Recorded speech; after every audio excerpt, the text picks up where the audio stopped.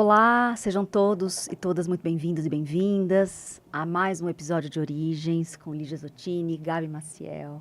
E a gente está recebendo alguém que a gente queria muito há muito tempo. Fê, seja muito bem-vinda, Fê Zanin, para falar um pouco sobre toda a jornada madalênica das rosas e da sua própria experiência de vida, né, que te trouxe até a origem dessa força tão potente. Pelo menos para mim, para a Gabi, ela é muito central no que a gente faz aqui em Origens. Estou muito honrada com esse convite, também queria estar aqui há muito tempo.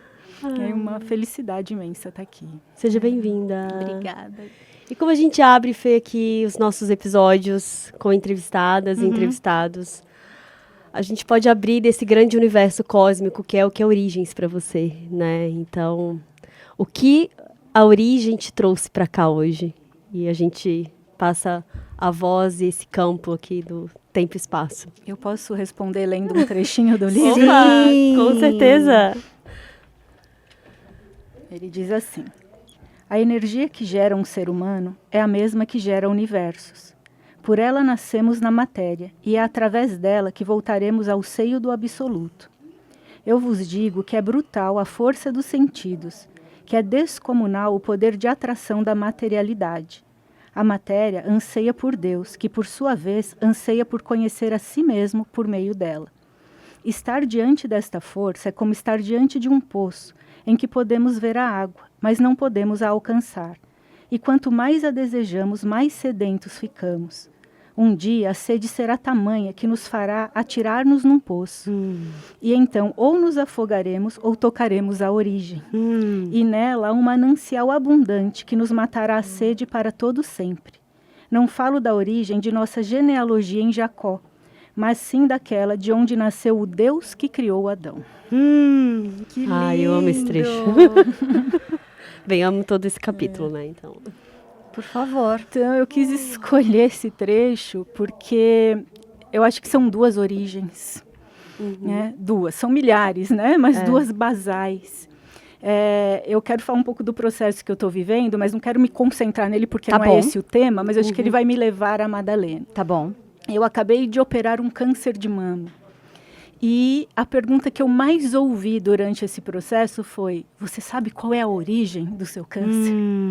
Né? Então, por isso que eu quis compartilhar aqui com vocês, porque é uma pergunta muito importante e que me levou a investigar, primeiro, essa origem da árvore genealógica, a árvore de Jacó, né? Onde eu fui por muitos caminhos, né? Por essas camadas todas. Tá? O que fisicamente pode, né, ter me levado a isso? O que emocionalmente pode ter me levado a isso? O que espiritualmente pode ter me levado a isso? E aí eu fui para constelação familiar, psicogenealogia, que foi um instrumento incrível, medicina germânica, buscando esta origem, né, emocional, genealógica, né? Me fugiu a palavra agora.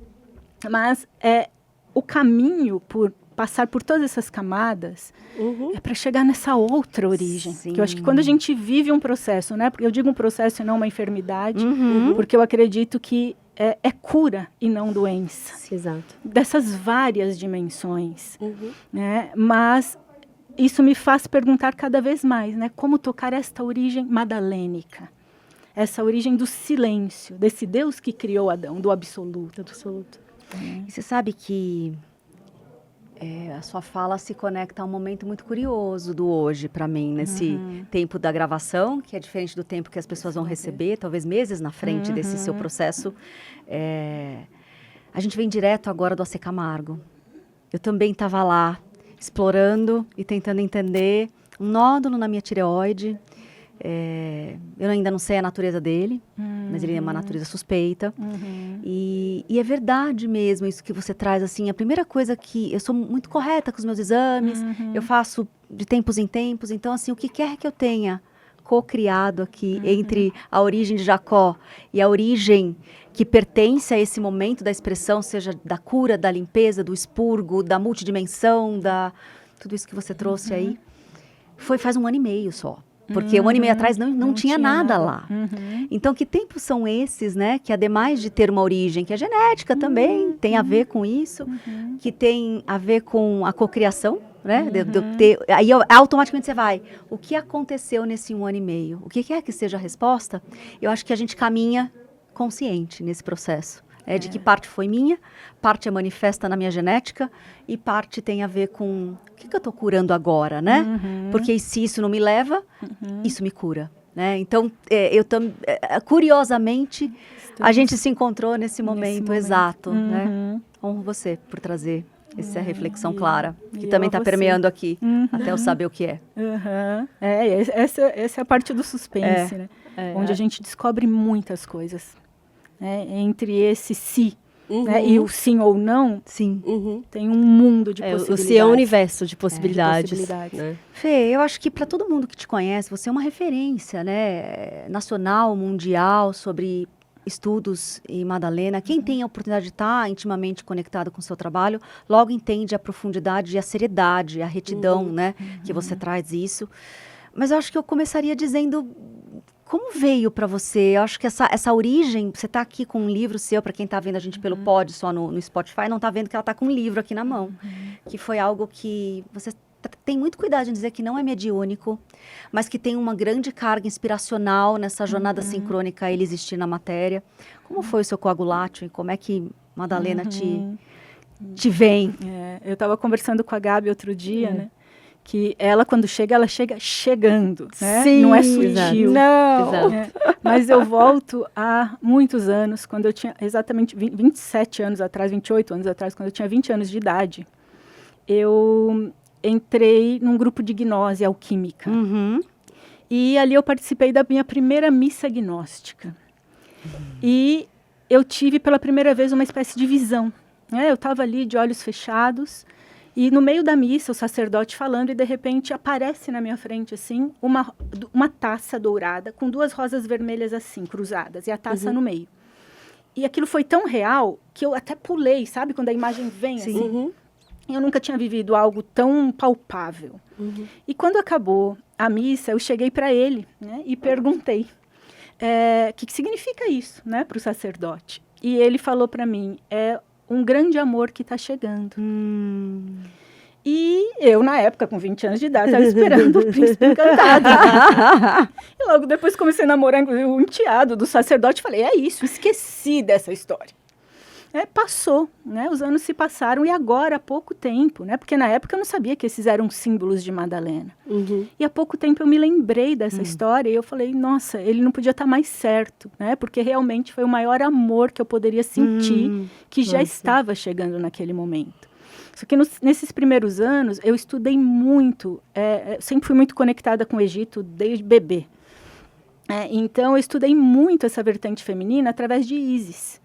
Sim. Mas depois que eu fiz o Caminho de Santiago, que também foi uma outra coisa, isso foi em 2004, foi algo também assim, né, um chamado, né, como você, eu assistindo Origens, né, também fui para tudo que foi lugar desde os 20 anos. Peru, México, né, eu ia peregrinando nesses lugares sagrados, às vezes sem até nem saber o que era. E o Caminho de Santiago era um sonho, assim.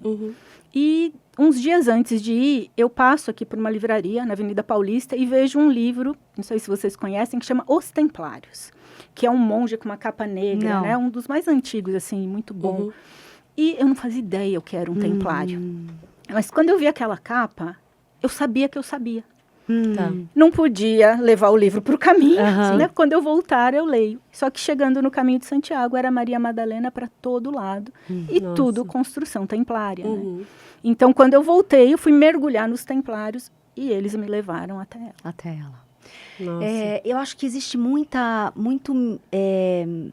misticismo mesmo. Hoje, Madalena está muito ressuscitada, né? Assim, entre todos os processos de sagrado feminino, automaticamente vai-se para ela.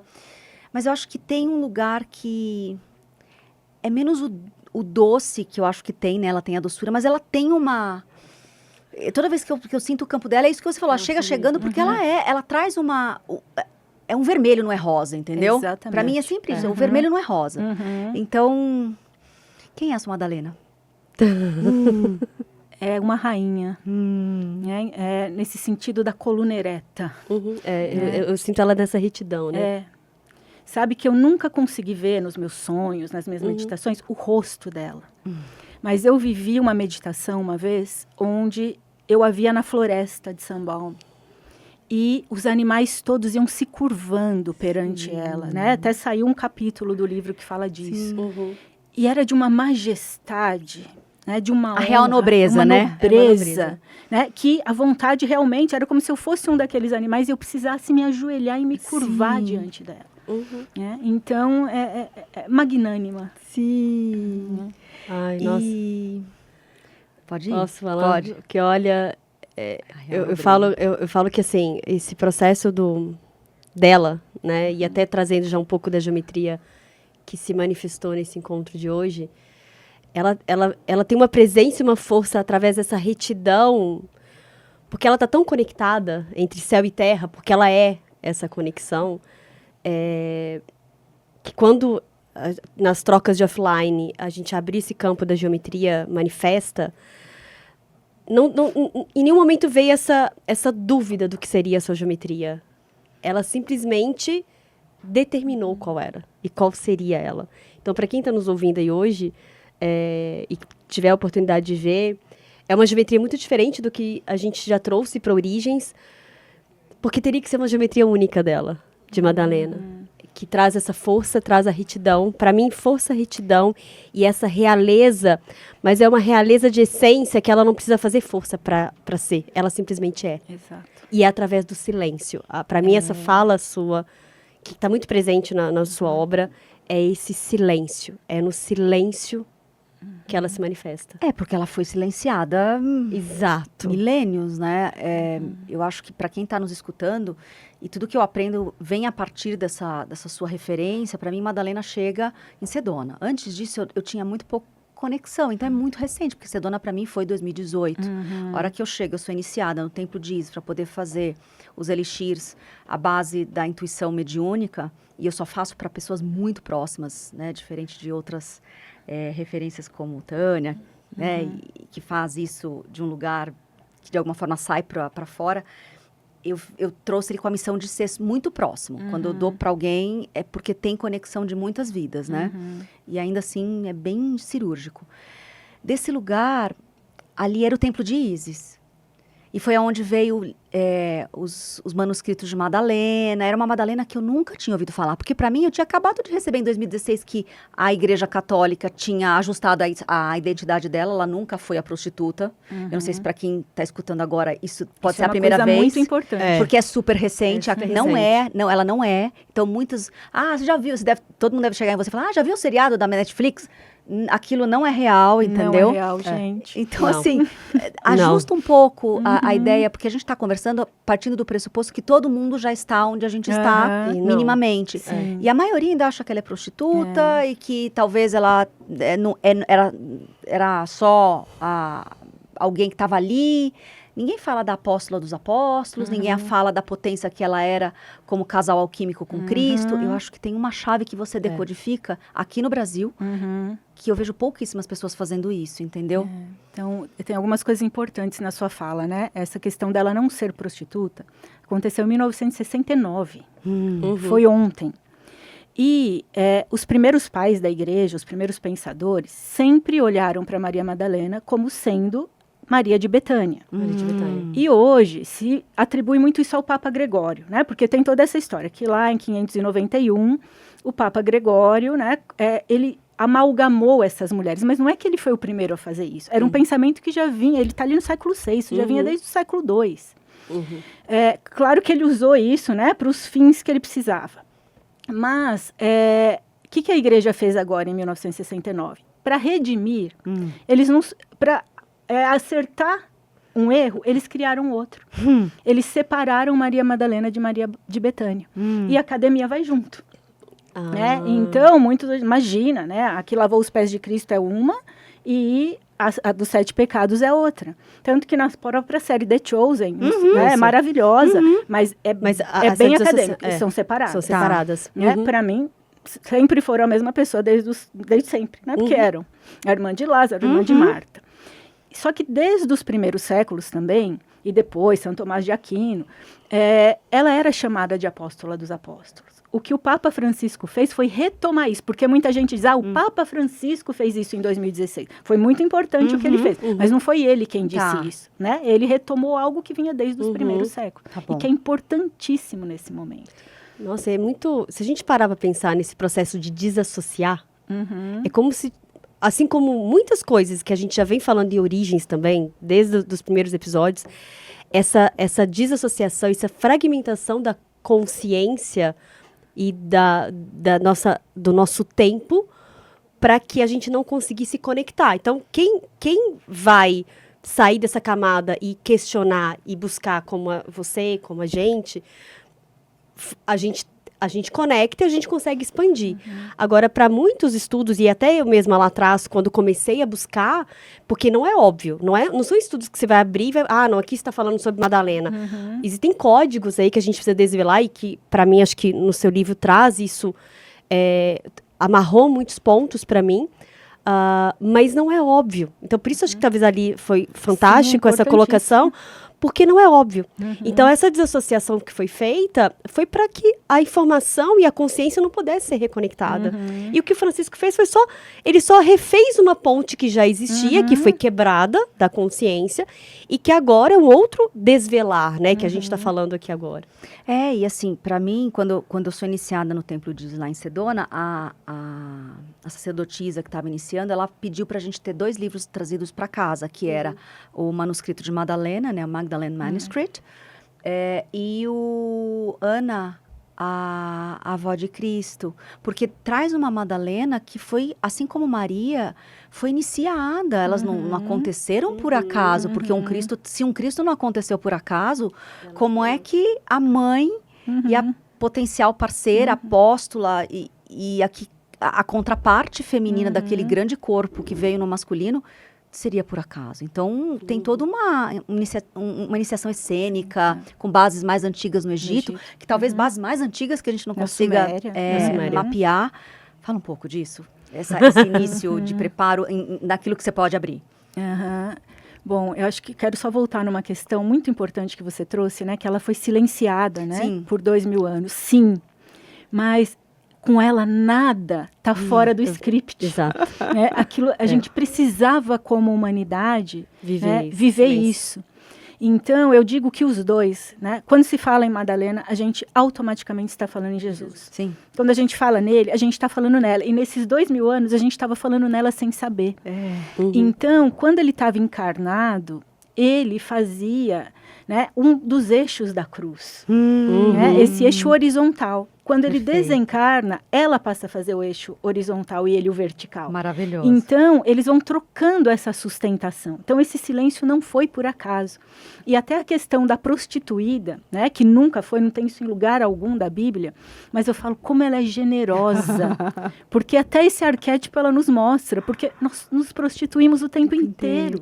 Né? E ela nos faz olhar para isso também. Então, ela se permite ser colocada em papéis, né, que a humanidade precisa. Sim. Né? Então, se a gente pegar a história do povo de Israel, ela vem da Suméria, ela vem do Egito. Né? Na jornada que eu dou sobre Madalena, eu dou umas aulas grandes sobre isso, porque é muito importante a gente entender. Né? Tem até especulações se Abraão não era egípcio. Né? Tem umas histórias assim que é até meio difícil de falar. Mas a gente vai vendo essa repetição. Né? Então, no livro, eu fiz questão de colocá-la sendo iniciada num templo egípcio. Onde tem essa informação? Geralmente de canalizações. Né? Porque nem nos textos apócrifos, nem nos textos canônicos, a gente vai encontrar nada disso.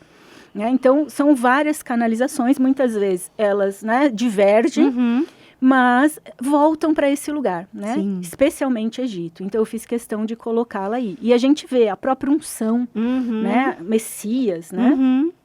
Essa palavra vem do óleo do crocodilo. O ungido, né? Significa o Messias. E era a unção de um rei no Antigo Egito. Então, a gente vai vendo os ritos dela, a gente vai encontrando essas pistas. Né? Sim. E eu percebo, voltando só um pouco antes da sua fala, que quando você vai para a Fraternidade Branca, é a mestre nada, né? Tem um impacto ali dessa classificação dela. Mas eu ainda tenho uma curiosidade que eu nunca tive a oportunidade de perguntar para você. Se essa coisa do sangue real é simbólico ou é real? Porque algo me diz, é Elígia, tá? Do que eu li, do que eu intuo, do que a gente conversa. Eu já falei em alguns programas aqui. Eu tenho para mim que... é óbvio que no processo de quem acredita na reencarnação, a matéria evolui a alma. Mas eu também acredito que o oposto é verdadeiro. Que a alma, de alguma forma, evolui a matéria e tem uma ressonância, né? Você não consegue vir de qualquer ventre. Assim como você, de alguma forma... pertence a um código. As chances são que você vem numa linhagem há algum tempo. E a gente sabe que depois de, sei lá, 4, 5, 6 idas para trás, que é o que a gente consegue hoje, sem ser um ser de uma família real, né, que tem todo o mapeamento para trás, já é um monte de gente. Se você vai há 2.000 anos, as chances são que de alguma forma esse sangue se espalha, né? Queria escutar um pouco a sua perspectiva disso. Sim, tem pessoas que abominam, né, essa teoria. Eu acredito muito nela. Né? Tem um amigo meu, né, um estudioso de Madalena espanhol, ele fez o cálculo, eu não me lembro agora de cabeça. Se isso for real, se eles tivessem tido 2 filhos, por exemplo, isso multiplicado, seríamos muitos de nós. E ele diz que essa informação é uma informação que precisava vir no nosso DNA, para mudar a consciência.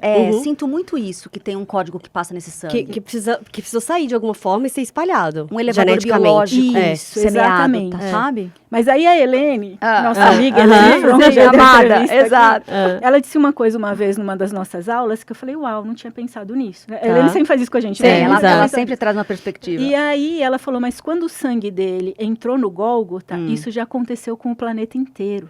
É muito poderoso isso. Sim, é muito poderoso. Sim. Nossa, mas eu acho que uma coisa não anula a outra. Sim, não, total. E aí, claro, né, se ele vem, porque eu sempre digo que Jesus, ele é um sol enfrascado. Imagina o poder disso. Sim, enfrascado. Imagina o nosso sol preso num corpinho como esse aqui. Amiga, você me faz anotar um monte de coisa aqui. É muita força. É muita força. E ela é a contraparte disso. Eu quero falar dela como Vênus. Mas, se ele veio viver esta humanidade, como é que ele pode não ter vivido a coisa mais sagrada da humanidade, que é a sexualidade, que faz outros seres humanos nascer da vida? Né? O Jean-Yves Leloup fala muito disso. Né? Se ele veio para redimir, como é que ele não vai redimir uma parte tão importante? Então, para mim, não faz sentido que ele não tenha sido um homem plenamente. E se a gente pensar em questões históricas, um rabi, ele... por lei, ele tinha que ser casado. Aí a gente iria, né, para um lugar bem, a palavra bem rabi pé que no falam chão. dele, né? Um rabi tinha que ser casado. Mas pensando cosmicamente, né, ele veio para viver o que um humano veio viver. Exato. Na sua mais potência, na sua real, né? na sua completude. Referência para que a gente pudesse chegar lá de alguma forma, né? Acho que o primeiro questionamento já se dissolve o processo, né? Mas conte mais sobre essa parte venusiana de Madalena. Muitas vezes, né, tem algumas pessoas que ligam Madalena com a Lua. Madalena não tem nada a ver com a Lua. Tá bom. Né? Porque a Lua não tem a consciência veneziana. A Lua não tem luz própria. Não tem luz própria, exato. Né? A Lua é um satélite. Né? Na astrologia esotérica, eu comparo a Lua com o nosso ego. Né? Eu brinco, a Lua não é a mulher do Sol. Quem é a mulher do Sol é Vênus. Maravilhoso! Exato. Então, se a gente pensar, né, Vênus é a estrela da aurora. Da aurora, né? Exato, que é a que brilha primeiro ali na hora que a gente começa a perder a luz do Sol. É Vênus. E de manhã e à tarde. De manhã e à tarde. Então, ela anuncia que o Sol está nascendo e ela anuncia que o Sol está se pondo, morrendo. Exato. Se a gente pensar em Madalena... isso. Não é isso, gente. Ó, ela chegou, porque ó, tô toda arrepiada. É isso. Foi a frase aqui que abriu. Porque ela unge ele antes dele morrer. Aquela última unção é a unção da morte. E depois é ela a primeira cristã. Porque ela é a primeira a dizer... Eu vi o Senhor. Naquele momento, o cristianismo da alma nasce. Depois o dogmático vai vir com Paulo. Mas o cristianismo da alma nasce na fala de uma mulher, que é Maria Madalena. Então, assim como Vênus, ela diz, ele está nascendo. E assim como Vênus, ela diz, ele está indo. Diariamente. Ai, que lindo. E é uma dança, né? É uma dança... A dança de Vênus, a geometria sagrada de Vênus, é nesse contraponto das polaridades. Do nascer e do se pôr. Exato. entre Sol e ouso dizer ainda, nesse movimento, trazendo um pouco, né, da astrologia, quando a gente fala de Vênus, para mim, Vênus está muito ligada aos valores. E que ela tem e ela traz essa presença, porque até a própria conotação, tanto da Lua quanto de Vênus na astrologia, foi distorcida, né? Onde a Lua vem esse romantismo e Vênus vem sobre o amor. E para mim, acho que o primeiro degrau de Vênus, e que é o sinônimo de Madalena para mim, é sobre valores. Qual é a sua verdade? Qual é a verdade de quem você é? E não menos do que você é, em essência. Por isso que ela é tão importante para esses tempos, né? Meu Deus, Porque qual agora a é sua tudo verdade? sobre a sua verdade. Qual Se é não a for sua sobre a sua verdade? verdade, você vai Não cair existe. numa matriz de controle Exato. assim, Exatamente. da matéria que vai ser muito difícil. Exato. Qual é a sua verdade? E eu É digo isso. que ela é a discípula do Pentecostes, porque nós somos a humanidade do Pentecostes. Fala mais. Então, se a gente voltar lá para o Velho Testamento, quando Deus, né, brigou com os homens, a história da Torre de Babel, Sim. ele fez o quê? Ele separou, todo mundo falava a mesma língua. Sim. Exato. E ele separou, né, a humanidade em línguas diferentes, a gente passou a não se entender. No Pentecostes, tem uma fala de Jesus que viria um discípulo, né, que ele representaria, seria o discípulo do Pentecostes. Então, quando acontece o Pentecostes, que os discípulos recebem as chamas, né, o Espírito Santo, o que acontece? Não é que as pessoas voltam a falar a mesma língua, elas passam a entender a língua umas das outras. É diferente do processo. Sim. É um salto consciencial absurdo. E Madalena é a discípula do Pentecostes. Maravilhoso. O que eu aprendo, né, na pedagogia Waldorf, na escola da minha filha, é que o Pentecostes é o futuro da celebração desses diferentes, né? É uma festa de futuros. Isso. E de grupo, né? E de grupo. Que o Steiner trazia. É de grupo. E é isso, porque a gente está na era de aquário. Então, a gente está na transição, né? Porque uns dizem que já entrar, outros que não. A gente sente completamente peixes ainda, mas sente com uma força absurda aquário. Sim. E nós somos uma humanidade ponte, como Madalena e Jesus foram. Eles eram os avatares daquela exato. humanidade. Exato. Então, se a gente pensa nos discípulos, que a gente vai vendo o sofrimento deles, as dúvidas, a gente tá na vivendo. mesma, porque a gente está vivendo a mesma coisa. Não tinha fórmula, né? Do tipo, Exato. tinha uma forma de ser até então, aí ele veio e assim, Meu tentativa e erro, Deus. porque não tem mais fórmula. O que as pessoas faziam não faz mais sentido. São tempos iguais. A gente está vivendo em um outro oitavo o mesmo processo, através da tecnologia, né? E todos os desafios, e que esse Plutão em Aquário hoje está trazendo isso pra gente. Desconstruindo, abrindo caminhos que não são novos, né? Mas são em uma outra oitava de consciência e de visão. Mas sabe que são novos? Eu vou te dizer uma coisa. Plutão não existia na época de Jesus. Sim, total. Por quê? Porque se não foi nomeado, não existia. Sim. Não se tinha aquela agora. consciência. Sim. Então, ali, a gente só ia até Saturno. Exato. E isso é muito maravilhoso, porque nunca houve uma transição planetária como a nossa. Em que entrou essa tríade Urano, Netuno e Plutão, Plutão. né? Que é o que dá essa borda cósmica pra gente. Porque pra mim esses três dão essa borda multidimensional. Multidimensional. Eles A gente só ia até Saturno, até o chumbo. Exato. Até o chumbo, que inclusive está presente na Vanadinita da sua geometria, que eu não entendia por quê que a Vanadinita estava dando borda para isso.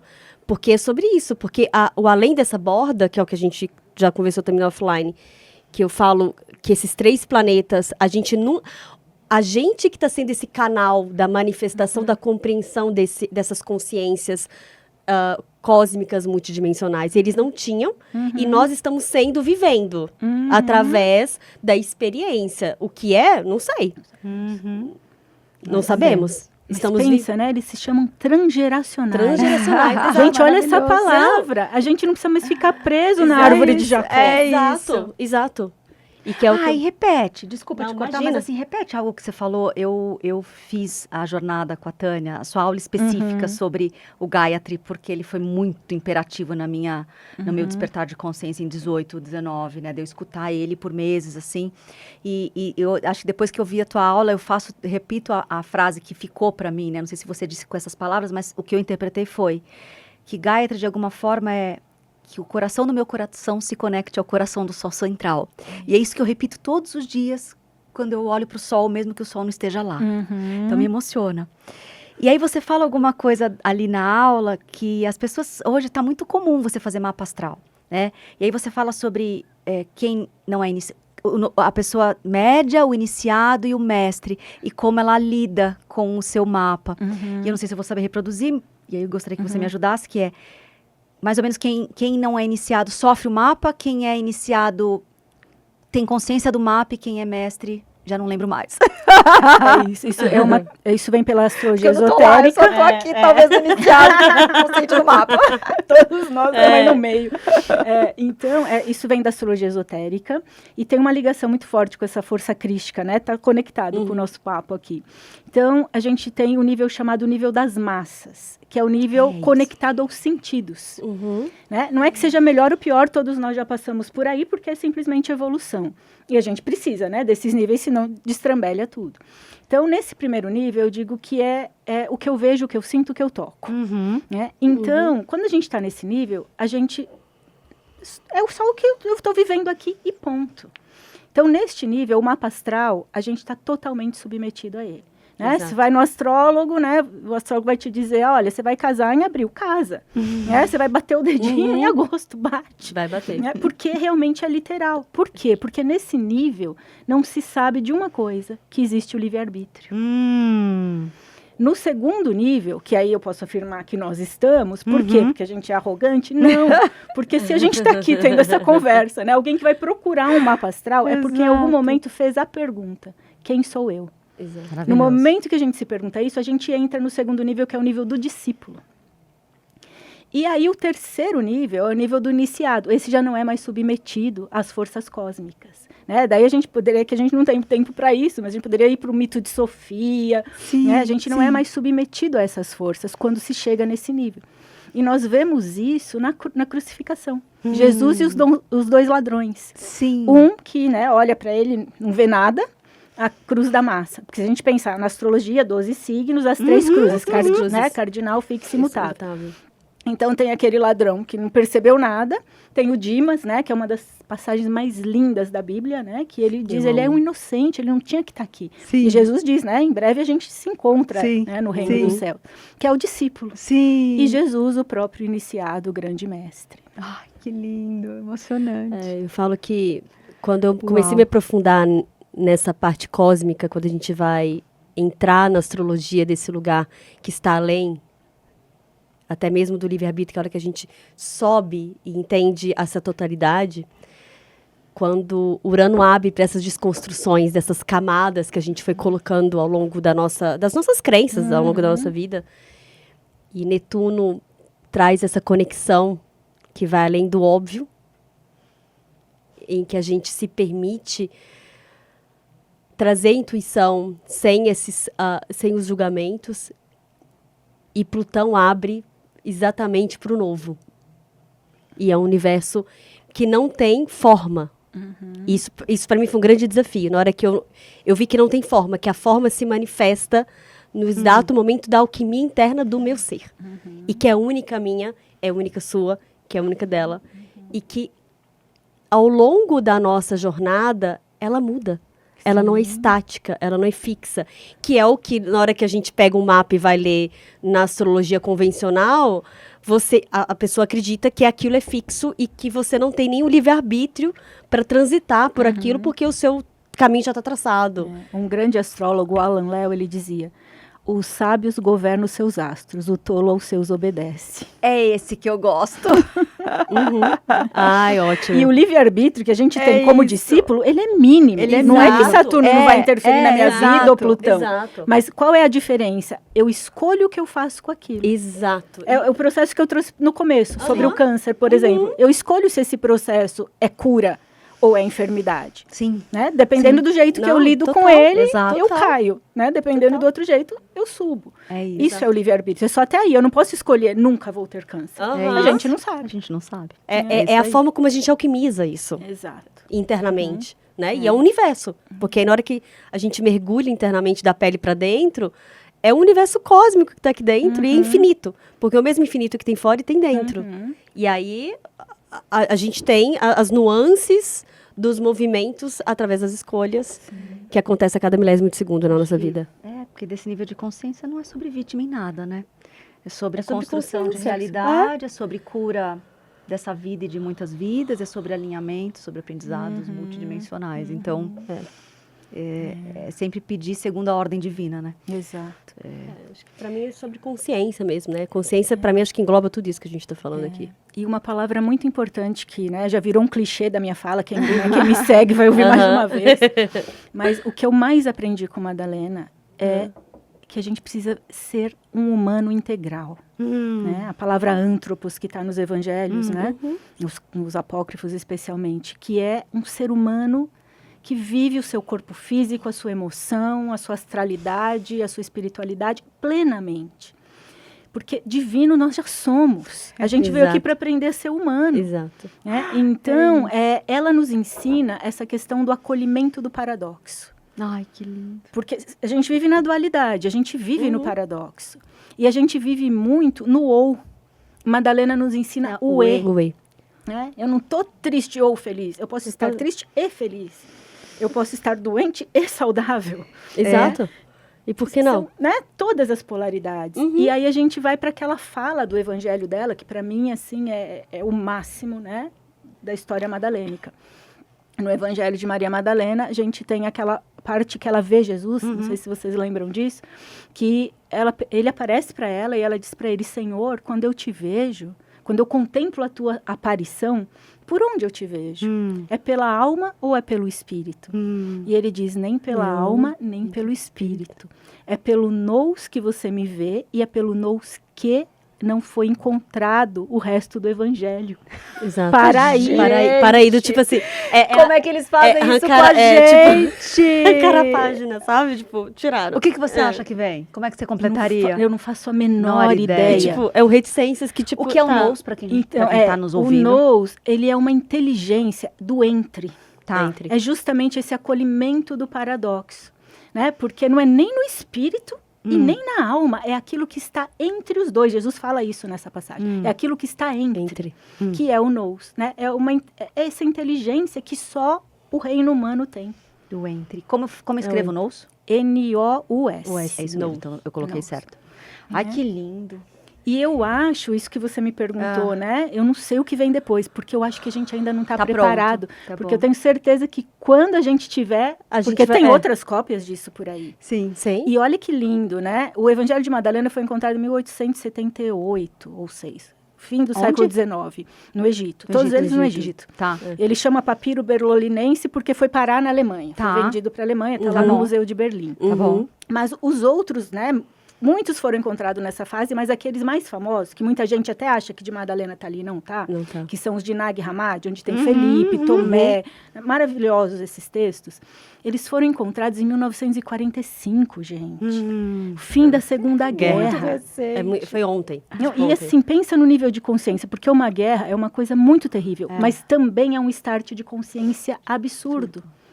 Então, a gente, de alguma maneira, precisou passar por isso para ter acesso a esses textos. esse processo. Mas se a gente for parar para pensar, quando a gente pega, até nos nossos trabalhos aqui de origem dos episódios, que é um dos nossos objetivos, trazendo essas histórias à tona novamente, a gente acha os paralelos. Então, todo esse movimento dos contrapontos de um movimento de guerra, do outro lado sai uma ativação. Sempre. Tipo, a guerra traz tecnologia, a guerra traz consciência. Exato. Exato. A gente sabe que existe um movimento caótico para gerar uma reordenação que vai sair aqui do outro lado e que a gente vai pegar essa informação. Então, eu sinto que a gente está nessa transição. O que vai sair aqui do outro lado dessas reticências, dessas páginas, a gente vai receber na outra borda. Maravilhoso. Né? A gente só ainda não chegou lá. Mas... Fer, a gente ainda tem minutos. Ganhamos esses minutos madalênicos aqui. Você faz uma jornada. Para quem está vendo tudo isso, de repente, a gente nunca sabe se é a primeira vez, se é a segunda vez, se sabe pouco, se sabe muito. Mas que se está tocado, volte a seguir o seu trabalho.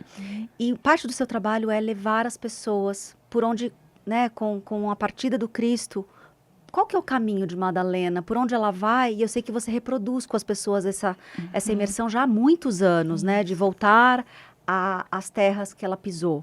Então, Conta de onde ela sai, né? Tipo, ela sai. Sim, eu faço... Bom, sozinha eu faço Sim. isso desde 2005 e com grupos desde 2011. Nós temos 2 vertentes históricas dentro do cristianismo católico, né? Que é a vertente provençal e a vertente oriental, né? A igreja de Constantinopla. Então, para a igreja, né, de Constantinopla, Madalena foi para a Turquia, né, foi para aquele lado. Para a vertente provençal, ela chega em Saint-Marie-de-la-Mer, né, para alguns em Narbonne, que é ali, né, cerca de Marselha. Já fui para lá. Já foi para lá, opa! Perto de Marselha. E então ela teria, né, pregado ali naquela região do Languedoc, na região de Marselha, convertido muita gente, assim como Marta, assim como Lázaro, né? E depois ela vai para uma gruta. Segundo algumas versões, foi para a Inglaterra, para Glastonbury, voltou. Eu coloquei isso no livro também. E ela depois vai para uma gruta onde ela vive por 30 anos, né? Ali como eremita. E aí tem toda uma lenda, né? De como Saint Maximin encontra ela e ela ascende aos céus, levada por anjos. Então, a gente passa por esses lugares, né? Mas eu também coloco outros lugares ligados à Virgem Negra. Sim. Então, a gente começa em Barcelona, vai a Montserrat, que é um lugar muito potente da Virgem Negra. Fazemos toda essa parte onde Madalena realmente teria pisado.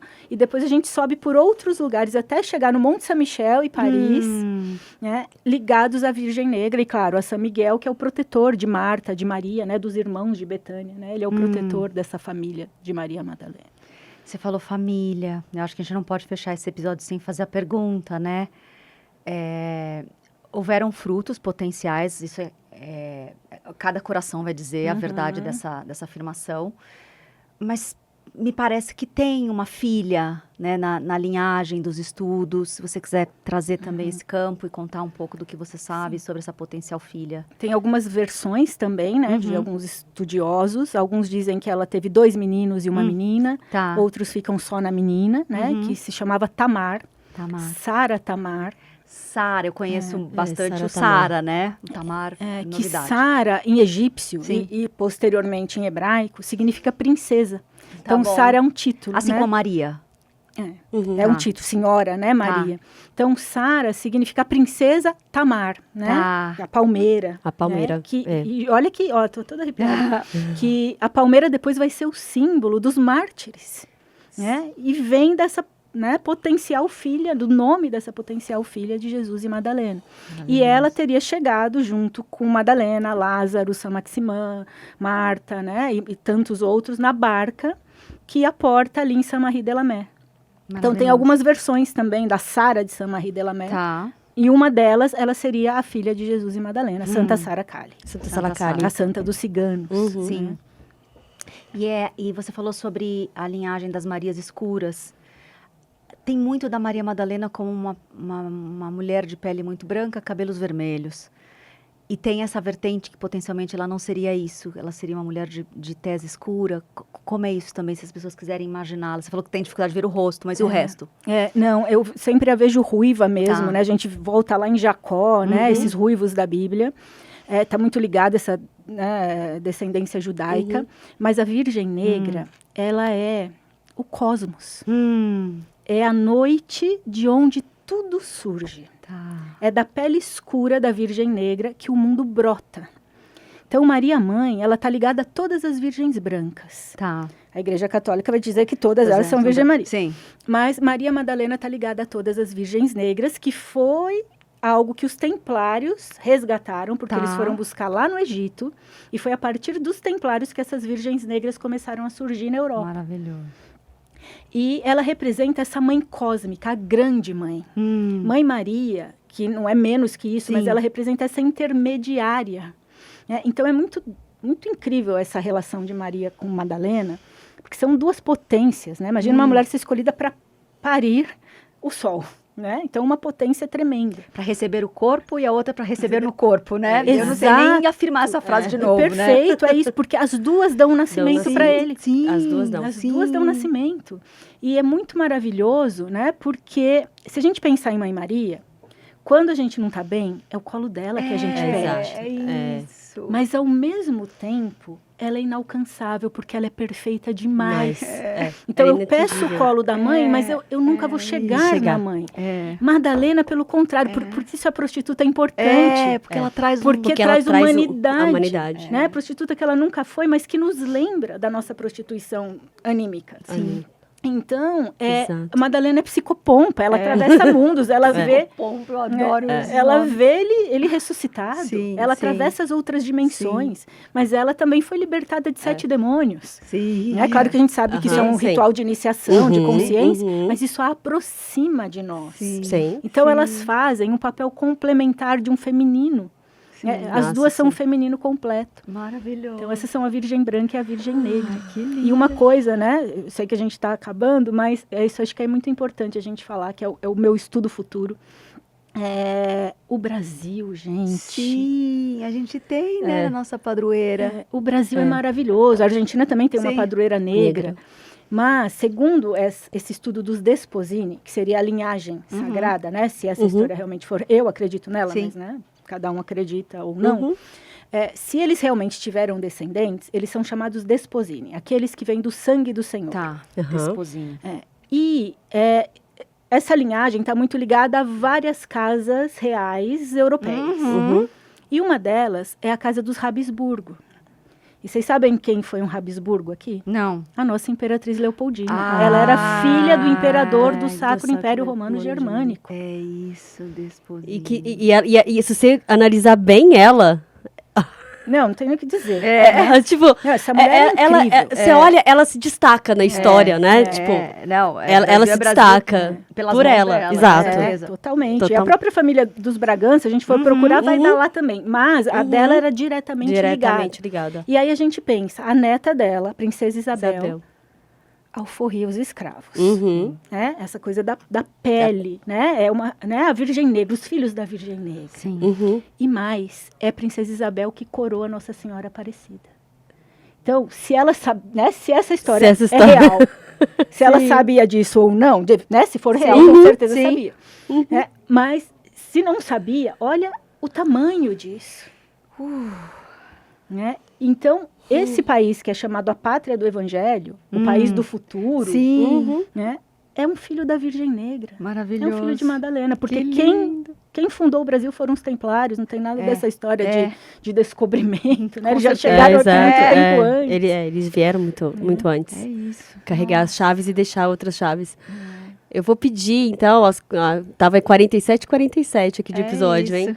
Para entrar a nossa geometria, porque agora, enfim, uma pessoa que está aqui pré-ciclo, eu falo que eu estou acessando os véus dessas camadas, né? E tentando Sim, voltar sim. um pouquinho para a fisicalidade. E curioso, que a gente está falando, né? Encerrando aqui com a Virgem Negra, foi a primeira geometria.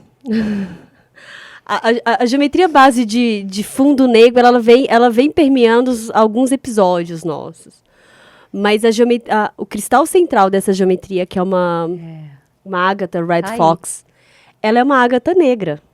É isso. O vermelho E o vermelho que brota para mim, assim, é esse sangue que nasce, né, desse ventre. Enquanto você falava, eu tô relembrando o processo de coagulação dessa geometria ontem. Porque assim como tudo de Madalena, as informações, a energia vem de uma maneira tão reta e tão certa que ela não aceita menos do que aquilo. E todas as vezes que eu luto, que o meu ego luta com Tenta isso, negociar com ela. para negociar, ela simplesmente fala, ela não tem negociação com ela. E curioso que quando eu fechava os olhos para trazer essa geometria, e aí veio aquela conversa que a gente teve ontem à noite, eu via sempre uma tela negra. E eu sempre resisto em trazer o negro na criação, justamente por conta, enfim, por conta dos estereótipos que se colocaram, né, do negro na criação, de tudo, na questão da magia, principalmente. Mas, cara, é incrível quando eu crio no negro como que as cores se destacam no negro. E o vermelho no negro Você coloca o vermelho no branco e coloca o vermelho no negro. É outra configuração. E aí ela me trouxe essa geometria central, que é essa ágata, que é o centro da geometria. Quem não estiver nos vendo, vale a pena ir no YouTube ou na nossa página no Instagram, quando sair. Eu nunca tinha usado esse cristal. E esse cristal me leva para o centro da Terra. Ele me traz essa energia desse fogo do magma da Terra. Mas é uma energia que está encapsulada, né? A ágata, os geodos de ágata, eles só se desvelam quando a gente rompe. A gente precisa quebrar. A gente precisa quebrar algo. Então, toda essa analogia que a gente trouxe no episódio, de todo o processo da cura, a gente precisa quebrar a casca, esse invólucro, para conseguir viver o que está dentro. Além disso, são só especulações. Sim. Então, são só especulações. Então, a gente precisa quebrar algo para acessar o que tem dentro. Então, foi isso que ela trouxe para mim ontem. Ela falou assim, quebra esses padrões. Eu preciso que você manifeste a verdade.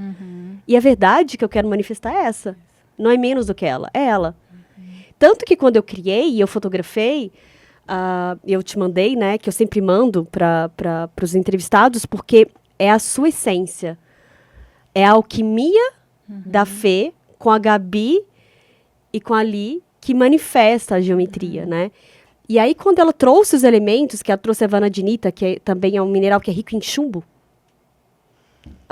na sua geometria, eu falei, o que mais você quer, né? E aí ela traz os fósseis, que tem todo um simbolismo aqui também, que traz esse movimento da geometria sagrada, e dificilmente eu explico isso no episódio, mas eu senti de trazer porque eu sinto que são chaves pra gente aqui, pra quem está nos ouvindo. Porque a manifestação dessa geometria, eu sinto que é um grande portal de romper esse velho para vir esse novo, sabe? E pra gente acessar o que tem dentro desse novo. Então eu sinto que Madalena trouxe isso. Óbvio, tem outros elementos aqui tão fortes quanto que eu senti de trazer a própria cornalina para mim, que me remete muito a Madalena, a própria granada. Eu estou trazendo cristais aqui, que são cristais que nos dão força, que nos dão essa estrutura necessária para que a gente seja quem a gente é. Então eu sinto que é uma geometria que a gente só encontra a verdade quando a gente permite romper e abre esse grande geodo, esse grande útero que está sendo desvelado de novo, né? Então, Que assim seja. que assim seja e que a gente possa viver esse escuro no silêncio. Lindíssimo. Gratidão, amada. Gratidão. Te honramos muito. E eu a vocês.